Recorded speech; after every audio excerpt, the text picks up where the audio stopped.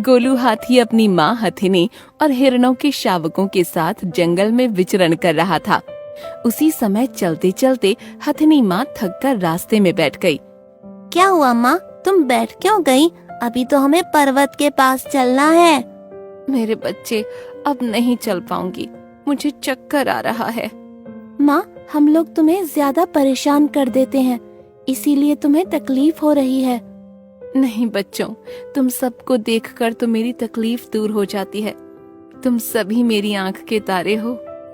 माँ, तुमने हमें जन्म नहीं दिया, लेकिन माँ बनकर बहुत सारा प्यार दिया है। जब हम अनाथ हुए तब तुम्हारा ही सहारा पाकर हमें नया जीवन मिला। तुम चिंता मत करो, मैं अभी वैद्य जी भालू काका को बुला लाता हूँ, वो तुम्हारा अच्छा इलाज करेंगे। नन्हा शावक वहाँ से भागता हुआ चला गया। दूसरे सभी शावक हथिनी माँ की कुशलता की कामना करते हुए वहीं खड़े रहे। माँ की तबीयत का हाल जानकर वो सभी खेलना भूल गए थे। कुछ ही देर में शावक भालू काका के साथ आ गया। भालू काका ने हथिनी माँ की नब्ज देखी तो चिंता में पड़ गए। क्या हुआ काका, आप कुछ बोल नहीं रहे हैं? बेटा, तुम्हारी माँ ज्यादा बीमार है, मैं इनका इलाज करूंगा, भगवान इनका भला करे। गोलू समझ गया कि माँ को कोई गंभीर बीमारी है और काका उसे बता नहीं रहे। उसने जब जिद की तो भालू काका को बताना ही पड़ा। बेटा, तुम्हारी माँ को कैंसर है, इलाज करूंगा, आगे ईश्वर की इच्छा। कुछ जड़ी बूटियाँ दे रहा हूँ, इनसे आराम मिलेगा। कैंसर की बीमारी के बारे में सुनकर गोलू और हिरण शावक चिंता में डूब गए। माँ हथिनी भी बीमारी की गंभीरता को समझ रही थी।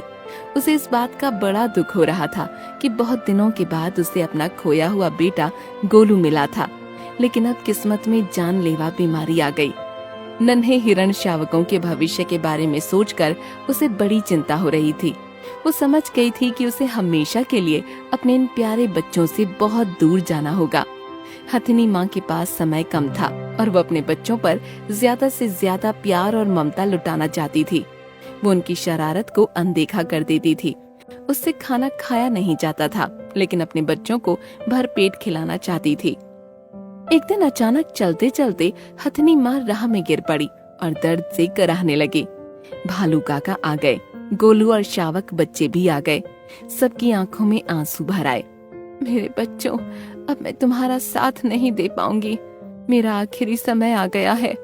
गोलू, तुम बड़े हो, अपने छोटे भाइयों का पूरा ख्याल रखना, मुझे इनकी बड़ी चिंता है। माँ, तुम्हें कुछ नहीं होगा, तुम ठीक हो जाओगी। ये मेरे भाई हैं, मैं इनकी हमेशा रखवाली करूँगा। इनके ऊपर दुख की छाया भी नहीं आने पाएगी। भालू काका, माँ को ठीक कर दो, मैं आपके पैर पड़ता हूँ। भालू काका भी असमर्थ हो गए थे।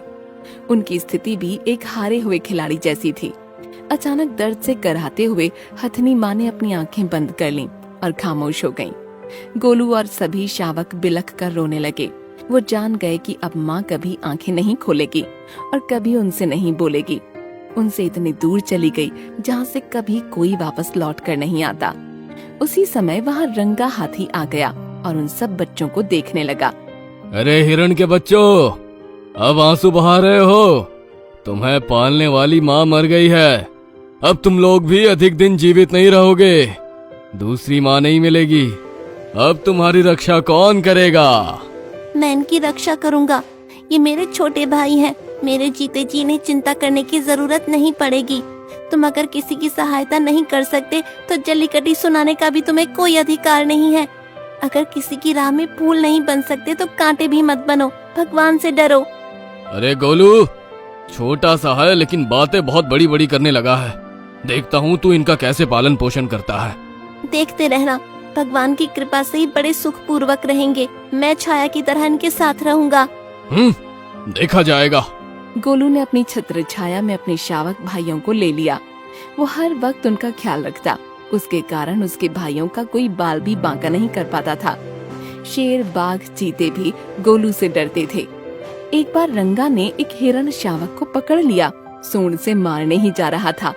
शावक खतरा देखकर बहुत डर गया, उसे अपनी मौत नजर आ रही थी। ऐन वक्त पर गोलू आ गया और उसने शावक को बचा लिया और रंगा से लड़ गया। उसने धक्का देकर रंगा को गड्ढे में गिरा दिया। अरे बाप रे, अरे पैर टूट गया रे। गोलू ये क्या किया रे, मुझे बाहर निकाल रे, तू बड़ा ताकतवर हो गया रे। रंगा, आज के बाद मेरे भाइयों की तरफ नजर उठाकर भी मत देखना, वरना अंजाम इससे भी बुरा होगा। अब गड्ढे में रहकर आराम करो। इतना कहकर रखवाला गोलू अपने भाइयों के साथ वहां से झूमते हुए जंगल की तरफ चल पड़ा।